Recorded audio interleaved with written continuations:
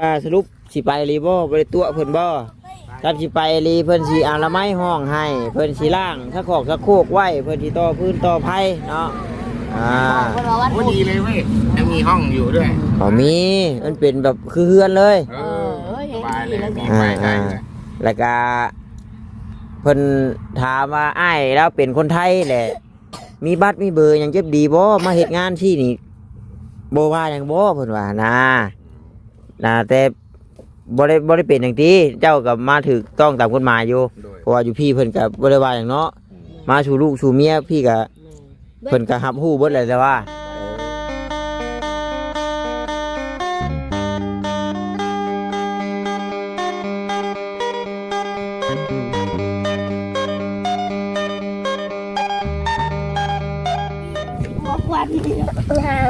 เอาก็คักเด้อเฮ้ยเนาะแม่มันตามไปช่วยอยู่โอ้ยคือสูบคือสูบอันขี้มูกกิ๊กๆอยู่เฮ้ยคือมากินน้ำเพิงน้ำมิ่มคักแท้เบิ่งแน่น่ะแม่น่ะปาดโธ่บ่ได้สนแม่เลยนี่โพดเนาะให้กลัวตัวลิ้นเอาเฮ็ดจังได๋ยามอ้ายถ่ายคลิปเฮ็ดจังได๋เฮ็ดเป็นบ่ลืมแล้วจักนั่นแหละบ่เอาบาดนี้สายฟ้าแลบไอ้ตัวนางอ่อนมันน่ะกินนางอ่อนมันเด้อไปกินนี่นี่โอเคมันกินบ้านะโอ้มันกินช้อนเนาะเอาสบายดีน้องบุญทวีแล้วก็ทิศอย่างน้อลืมเลยทิศชัยทิศชัยเนาะทิศชัยเรียกว่าไอ้ชัยเนาะว่าหยอกว่าหัวกันนี่แหละพี่น้องเอ้ยเอิ้นทิศเอิ้นจานไปสิได้เนาะเอาเนาะจังใดทางบอต้าเองก็ขอกราบทักทายสบายดีกับพ่อแม่พี่น้อง FC กันเบิดสุขุสุคนพี่น้องเลยบอกว่าอยู่ทางฝั่งลาวฝั่งไทยหรือว่าทางต่างประเทศนำเนาะกายินดีต้อนรับเข้าสู่ช่องของบอต้าบ้านเฮาคือเก่าพี่น้องเลยมาต่ออีกคลิปกาพอดีว่าเนาะทางอ้ายเพิ่นโทรมาเนาะอ้ายปีป้อเนาะเพิ่นโทรมาเรื่องที่พักที่เช่าเนาะเพิ่นอยากได้คำตอบยังชัดเจนว่าสรุปสิไปรีบ่บ่ได้ตัวเพิ่นบ่ถ้าสิไปรีเพิ่นสิเอาละไม้ห้องให้เพิ่นสิล้างถ้าขอกถ้าโคกไว้เพิ่นสิต่อพื้นต่อไผเนาะ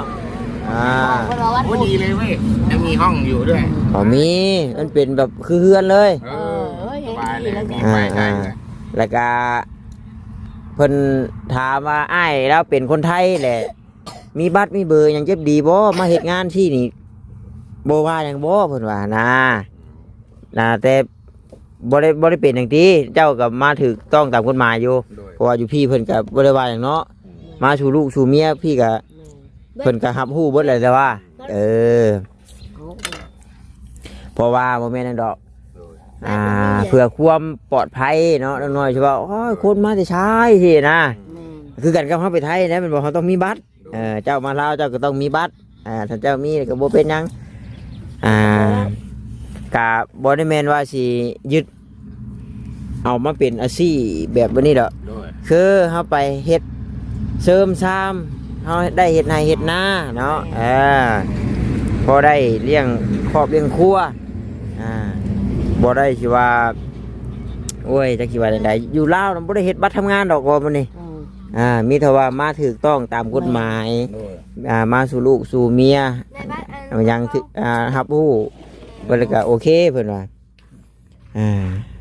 ว่าเพิ่นจากที่ว่านำบ่ต้าน่ะแกกินอยู่กับเพิ่นนั่นแหละ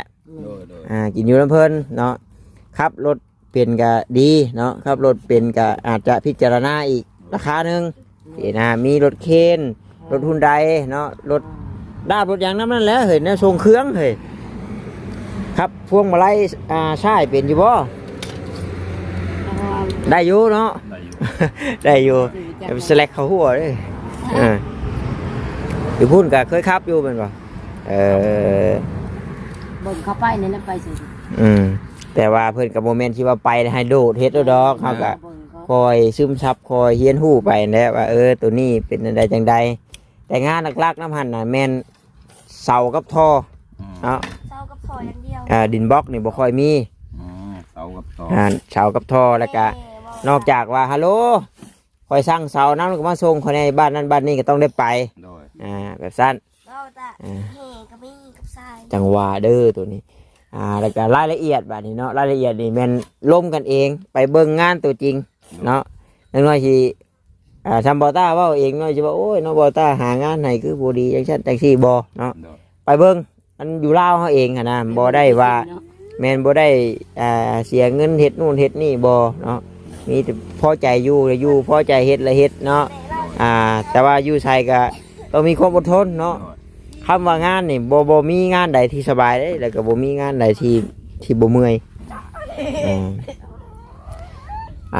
เพราะว่าได้เราเว้าว่ามันคล้ายๆแบบเพื่อนล่ะเนาะถ้าว่า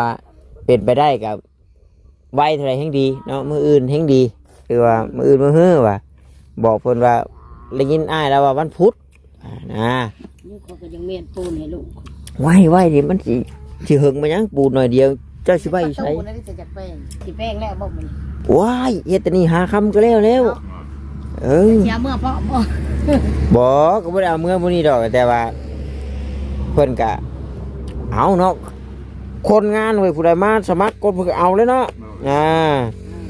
คือกันกับ ในบนต้องการคน ยามเพิ่นในเพิ่นต้องการเนาะ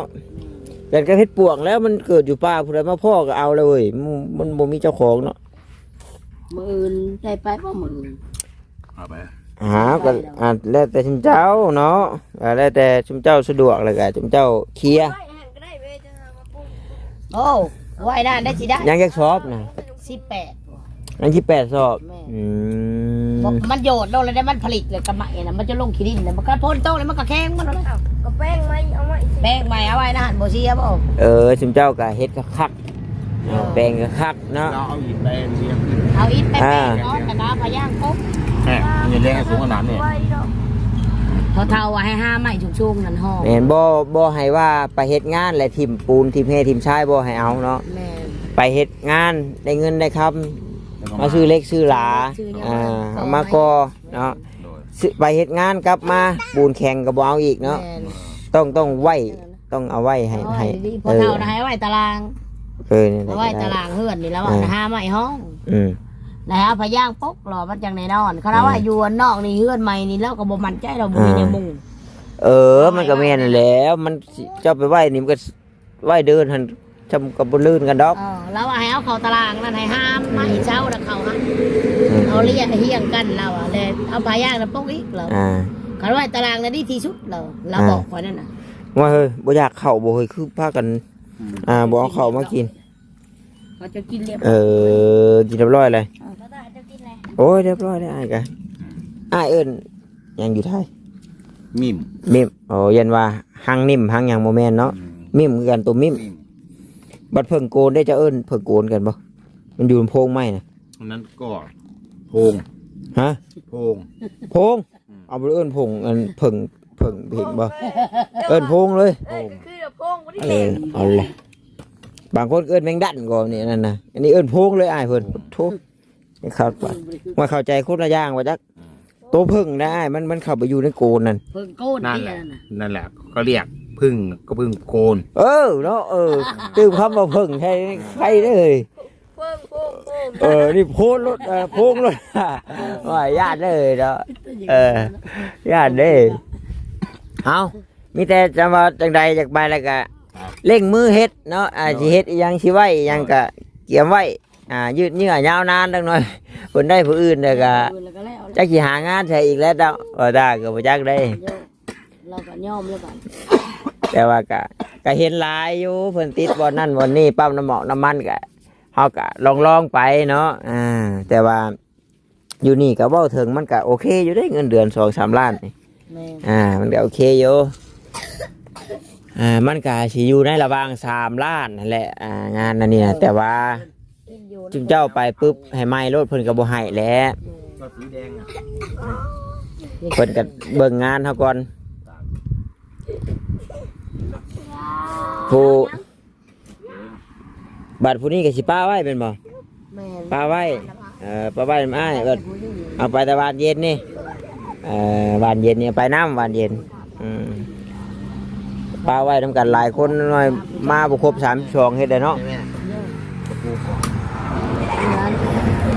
แล้วลูก ใช่ เก่งพ่อ จากน้องโก้มมาหาบ้านเบาต้าก็ประมาณ สีแดง ประมาณ10กว่าลัก หนังเลย จากหนองโกม เออ 10กว่าลักเจ้าฮู้อยู่เด้เซโน ฮู้ก็เบิ่มอยู่จักบ่อนไป จากเซโนลงไปน่ะประมาณ5-6ลักนี่แหละ แต่ก็บ่เคยไปจักถึงเคยไปเซโนอยู่แต่ว่าบ่เคยไปทางนี้ เค เนาะ ยไปบ่เดี๋ยวก็ฮู้เองละเนาะเดี๋ยวสิพาไปดอก มีแต่เคยไปน้ำมันรถอีตาคูนอีตา อืม ตัดนั่น แต่ว่านั่งรถสายทางลงไปนี่เบิ่งฮอดบ่เฮ้ยแสน สิบ่ไปฮอดเลย เขาจักบอกว่าไปลงอยู่หนองโกม เขาโอ้โหทำเส้นทางนี่เขาจักเบิด น้องโกม บ้านหนองโกมเอ้า คงไปจับมัน เออ ไปจับแต่พี่จะคนนอนอยู่ไปจับ เนาะโอ้ว่าเด้ออันนี้เดี๋ยวว่าสิเฮ็ดพี่น้องเอ้ยเนาะซับ สายอู้ ใส่ไว้อาบน้ ก็เฮ็ดได้แล้วบาดเอาเฮ็ดได้แล้วอันบ่ตู้อยู่ยันถึงแช่อยู่ครับอยู่ดิอันนี้ ก็ไปจับมันก็ลงทางง่ายนะดีป่ะ สูงขึ้นมาได้แท้แล้วล่ะฮะ เสนำเลย เอ้ยอืม ก่อนจะเข้าไประยะ ำบางเย็นไม่กิน บ่ย่านแล้วแม่ส่วนหลายก็บ่ค่อยย่านดอกแม่นะย่านพอย่านคนอื่นผู้หลายกว่ามีแต่คือเว้าแหละถ้าว่าเจ้าสิไว้ปูนก็เริ่มไว้แล้วแหละเฮาดันสิบ่ได้อยู่ทำดอกเนาะนี่ก็จับแหละมีแต่ เดี๋ยวพรุ่งนี้ เจ้าจัดแจงหยังไว้แล้วก็พร้อมแล้วก็โทรบอกเฮาโทรบอกเฮาจะว่าเฮาสะดวกแบบใดเฮาก็สิบอกเนาะแต่ว่าบ่สะดวกอันนี้ก็เดี๋ยวเฮาสิล้มเพิ่นให้ดอกสมมุติว่าลงไปเองค่ารถค่าล่างเพิ่นสิออกให้บ่หรือว่าจังใดก็เดี๋ยวสิถามดอกแต่ว่าเบอร์ที่แต่ว่าเบอร์ที่ส่งให้เจ้าน่ะเป็นเบอร์เล่าเอง น้องกลุ่มแต่ว่าบัตรเงินค่ารถได้ประเจ้านะไป ฉันสิว่าล้มเนาะก็ล้มกันก่อนบ่แม่นสิทันได้ทันไปเนาะสมมติว่าโอ๊ยลงมาโลดค่ารถค่าล่างเดี๋ยวที่ออกให้ดอกก็ว่ากันแม่นบ่ ใช่เขาก็ต้องกินไม่ถึง แม่นจำเจ้าไปตามทางเช่นนี้นะโอ้ยบ่ลงดอกไปสุดหันก็แคมป์คลองและด้านนั่นแหละไปพุ่นก็ไปใช้เขาบ่พาไปทำเวียกดอก ไปลงน้องกลุ่ม น้องโกม เขากูจักมาเลยรถอีตาโตนะรถอีตาตัด แหมเขาเจ้าจักกันเส้นทางเนี่ยเซโนสวรรค์ เซโน่ชาว ว่าก่อนพี่ฮอดสวรรค์มันก็เลยมันผ่านดอกกลม ไปบอกไปฮอดน้องกลุ่มไปฮอดชาวบ้าน ต้องผ่านต้นละก่อนเลย ผ่านนั่นแหละโอ้ยกินข้าวกินแหน่ดิเนาะไปอ้ายมีนะต้อนเดี๋ยวไปอาบอ้ายไปเจ้าคะแนนเจ้าเป็นว่าวได้บัตรเช้าไปคือเขามาแต่ไทย โอ้ยรออยู่แล้วน้องหวานเย็นพุ่นนะไปเป็นโยพี่น้องเลยบอกฟังความโยแดดเนี่ยมันที่โดนย่างไหวปูนก็จะหนีหาครับมันก็แล้วโจมแบบได้ปูแบบได้นะปูหน่อยเดียวนี่แล้วก็หัวนี่ก็ยากยังนี่พุดเพิ่มอีกลักเดียวนึงนะเพิ่มคุดบนนี่จะจบเลยเพราะว่ายันอีกหลายมือยืดเนื้อยันนะเพิ่นเอาคนใหม่กับบุติเพิ่นได้เนาะเพิ่นมีผู้ใดมาสมัครเพิ่นก็เอาแล้วแดดเลยพาไปหาแข่งแดดดูเด้อไข่ยากมาโสได้ฮอนพี่น้องเอ้ยเบิกได้อย่างนี้ตอนนี้เอิบเบิกคือเป็นเพื่อนลูกสาว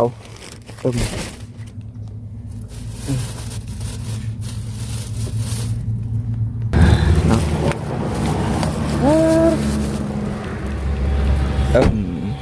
เนาะพี่มาพี่ฮอนมีแต่ว่าน้ำเพิ่งก็ไปกินหลายด้วยเนาะเป็นวัดได้โดยขอบใจขอบใจเพื่อนแล้วว่าได้ไหนต่อขอบใจเด้ออยู่ดีมีแห้งเด้อโดยไปรับรวยเ